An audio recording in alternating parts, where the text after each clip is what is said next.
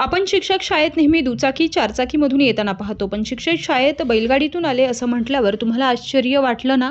हो, पण ते खरं आहे. सांगली जिल्ह्यातील शिराळा तालुक्यातील एका शाळेत शेतकरी वेशात शिक्षक सुधीर बनगर यांनी चक्क बैलगाडीतून शेतकरी वेशात शाळेत प्रवेश केलाय. आणि सर्व विद्यार्थी, शिक्षक तसेच ग्रामस्थांचे भुवया उंचावल्या. निमित्त होतं वेशभूषा स्पर्धेचं.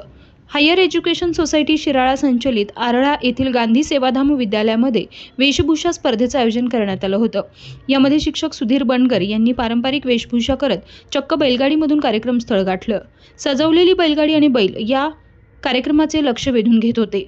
Tejvarta news network, Sangli. सगळं काही महाग झालं. शेतात मला बियाण्याच्या किमतीमुळे माझं कंबारच गेलं. ऐका माझ्या वेदना, मी शेतकरी बोलत आहे. ऐका माझ्या वेदना, मी शेतकरी बोलत आहे.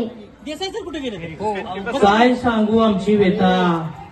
दिवस उगवायला आम्ही शेतात जातो, दिवस मावळायला आम्ही घराकडे येतो.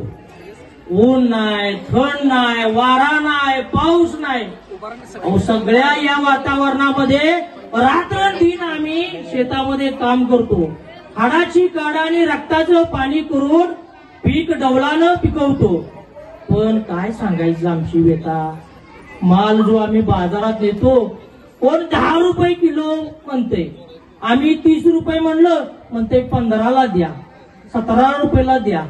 अहो, हा आमचा भारत देश जगामध्ये कृषी प्रधान देश म्हणला जातो. पण या शेतकरी जो राजा आहे, हा जो शेतकरी राजा, त्याचाच वाजलाय बेंड बाजा. जय जवान, जय जवान. नमस्कार, मी शिक्षक सुधीर बनगर, सांगली जिल्ह्यातील डोंगरी शिराळा तालुक्यातील गांधी सेवाधाम विद्यालय आरळा या ठिकाणी मी शिक्षक म्हणून काम करतोय. आज मी शाळेमध्ये आलो ते चक्क शेतकरी वेशामध्ये बैलगाडी घेऊन, आणि माझ्यासमोर अनेक विद्यार्थी होते. कुणी शेळी घेतलेली होती, कुणी अंगामध्ये बंडी घातलेली होती, कुणी धोतर घातलेलं होतं.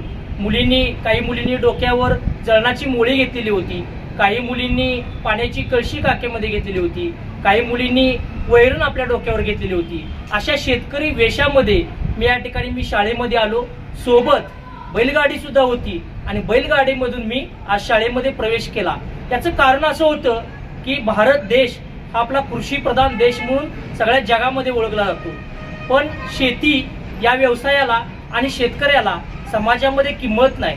जगाचा पोशिंदा असणारा शेतकरी आज उपेक्षित आहे, दुर्लक्षित आहे. ज्याच्या आज अनेक समस्या आणि प्रश्न आहेत.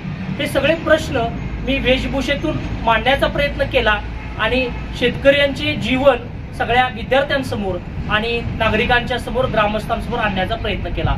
धन्यवाद.